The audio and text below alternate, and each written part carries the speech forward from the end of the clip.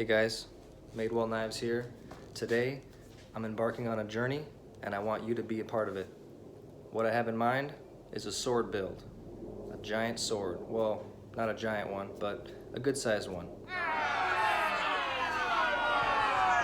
So as you can see, I'm in my workshop right now. And this video is going to be a several part series. So this will be part one, the intro to the design and the start of it. So with that being said, hang on one sec. This is my design. It's roughly 3 feet total, 36 inches from the end of the pommel to the tip of the blade. So this is going to be obviously the biggest blade I've ever tried to make or attempt to make. There's going to be a lot of parts involved.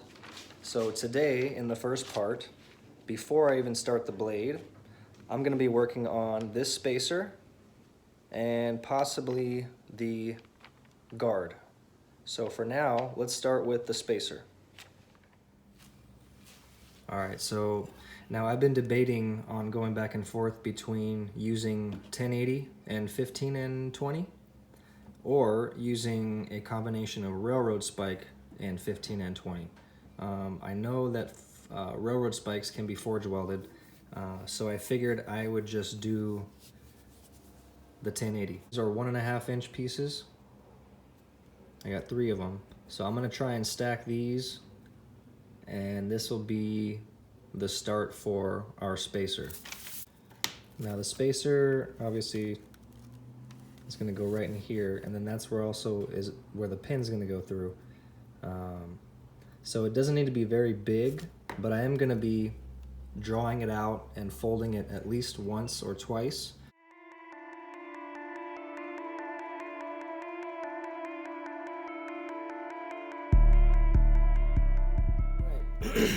Okay, so now that we have our pieces cut, I'm gonna go ahead and take them one by one and clean them up, get all the surface rust and get them nice and clean surfaces.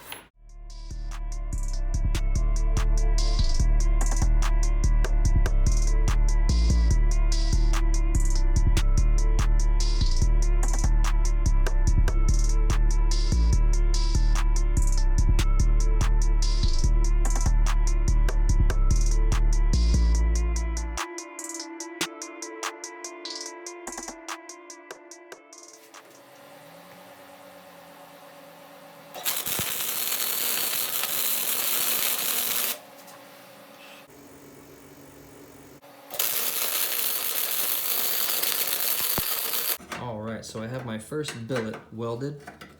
I had to attach this little handle. I'm going to cut off a little piece of it just so there's a little stub for my tongs to hold on to.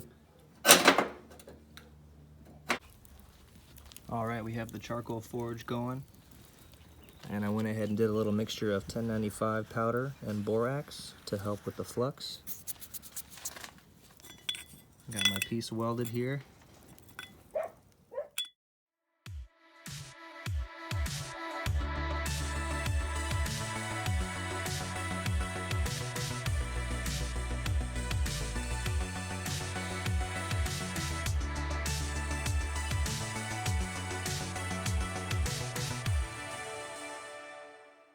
All right, so we got our first douse of borax on there. We're gonna put it right back in the forge, let it heat up, and then we're gonna take our first beating on the anvil.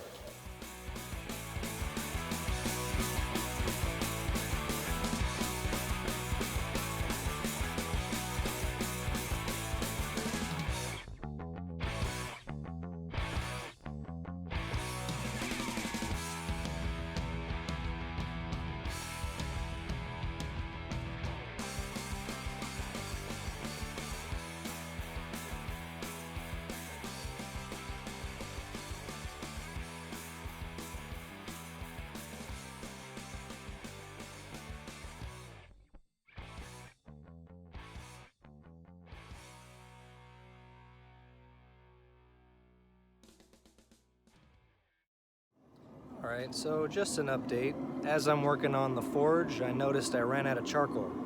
So I decided to start up the old propane forge And normally I don't do this type of stuff with Damascus just because I don't want to ruin it with the borax, and also it doesn't usually get up to temperature. But today, for some reason, it's extra hot. I don't know why. Maybe it wants to make a sword. So we're gonna give this a try. I'm pretty sure I got the initial forge weld set, so we're gonna start stretching this thing out, and I'm gonna go ahead and give it a nice fold, and we'll see what happens with that. So let's get to it.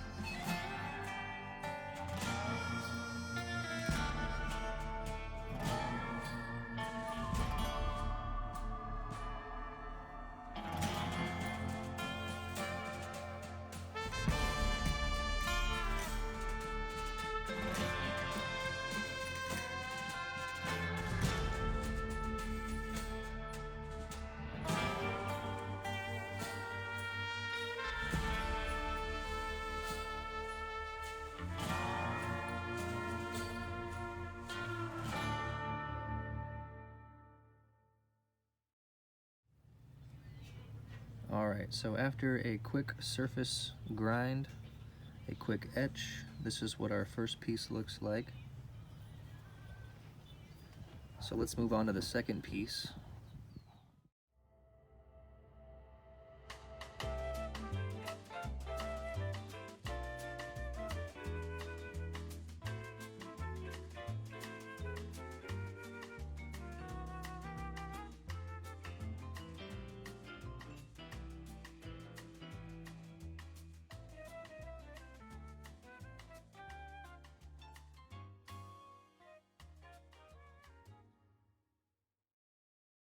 Piece we started with, and our plan is to add another piece of 15N20, but first I got to forge this piece out to about this width. So we got plenty of material, just need to widen this piece, and then I'm going to stack the nickel on top.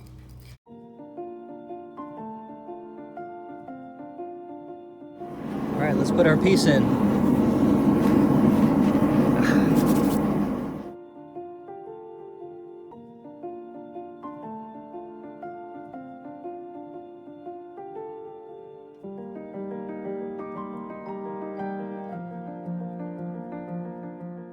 We're gonna try and get this piece as wide as our first piece we made, so we can stack it on there, and then we're gonna put this nickel on top of that.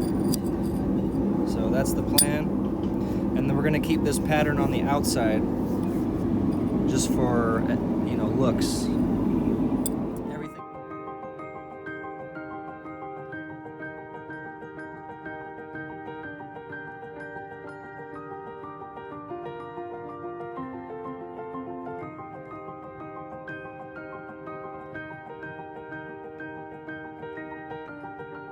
Let's go check it to see where we're at.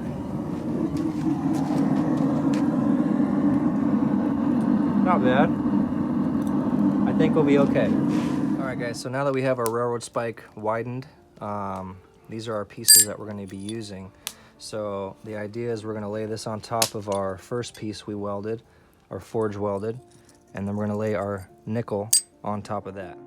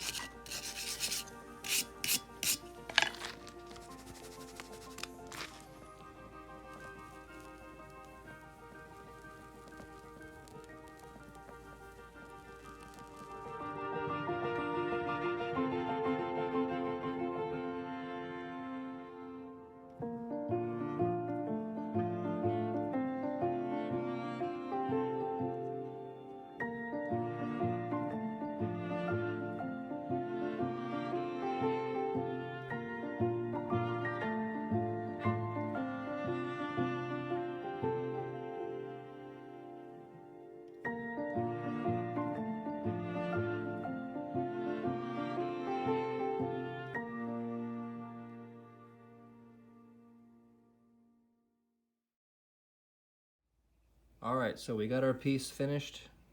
We have the surfaces ground. So I'm gonna give this a quick etch and see what it looks like. But it looks like we have a piece for our spacer here. And before I etch it, I just wanna make sure which side I'm gonna be using because I still need to fold this piece. So I'll give it a quick etch and see what it looks like.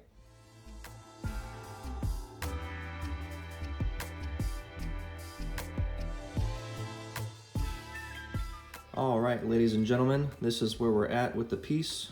First piece done. Now we just gotta figure out how we're gonna fold this. And I may end up adding some more material inside it before I fold it. We'll see. All right, guys, that's gonna do it for this part. And we will see you on part 2. We're gonna continue on with the spacer and start the guard.